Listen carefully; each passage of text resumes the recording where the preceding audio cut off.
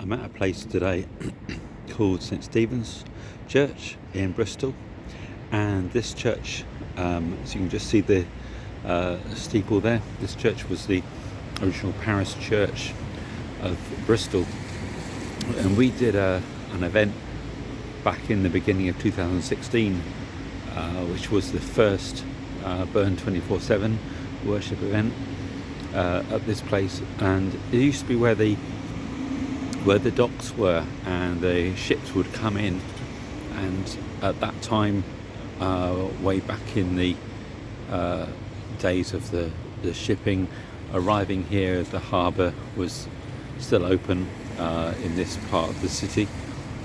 It was also a place where trade would come in, and of course slave ships as well. And you can just see just that office building just in the back, just behind,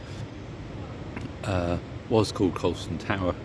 And of course the name Colston has been removed quite a lot from Bristol. Colston was a benefactor and a well-known figure, but he was quite highly honoured really in the late 19th century, hence the Colston statue, hence the debate around that statue as well. So a legacy that we have sometimes is a very valuable thing, but also it can be quite a contentious thing, can't it? If the legacy is a negative one, like it has been one of those things which Bristol has been wrestling with. What's your legacy? What are the things that you refer back to? And where's that from? I was watching something yesterday which was all about the temple in Jerusalem and about the Temple Mount site, which is an amazing, fascinating film about it.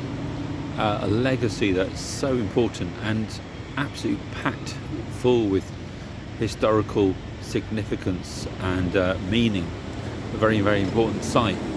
Of course, a very contentious site as well, because of the influence that it has on people's worldview and its significance to the last days and significance for Muslims, and of course the Jewish people, and significance for Christians as an important point which is mentioned in the scriptures as well. So sometimes places have great significance for us, don't they? And there's a psalm that talks about the importance of the temple, and it's saying, you know, how even the sparrow and the swallow have found a place close to the altar, close to the place where God's presence is. And I was looking up about birds like swallows and house martins and so on. You know, the birds that are like to be in proximity to people. And but it's not about proximity to a building. It's not about proximity to a landmark. It's not about proximity to a specific geographical location so much as the importance of being close to God and close to His presence.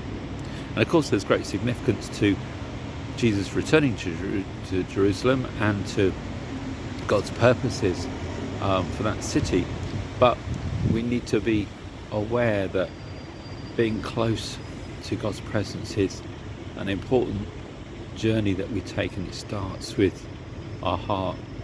So we might be in the heart of the city here, and we might see a significance of this spot, which of course has very interesting history for Bristolians. It's actually the place where the mayor has sometimes also met with a whole load of leaders too. Very interestingly, our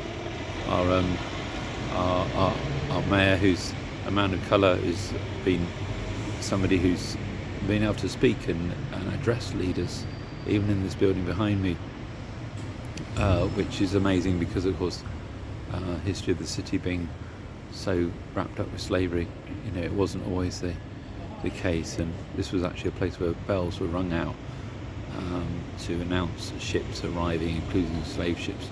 So these places sometimes have great significance, but we must recognise too that the significance of being close to God is more than a geographical spot, it's more than a place on a map, but it's significantly being close to His heart, which matters most.